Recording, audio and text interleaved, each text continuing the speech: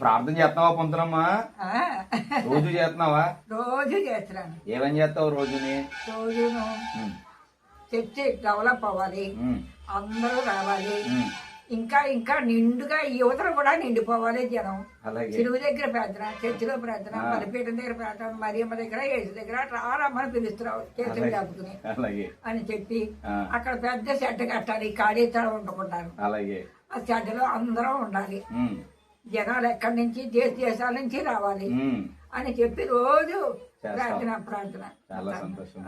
ఎప్పుడు కూడా అమ్మ నాన్నగారు బాగా ఉండాలి. తెలిసిందా?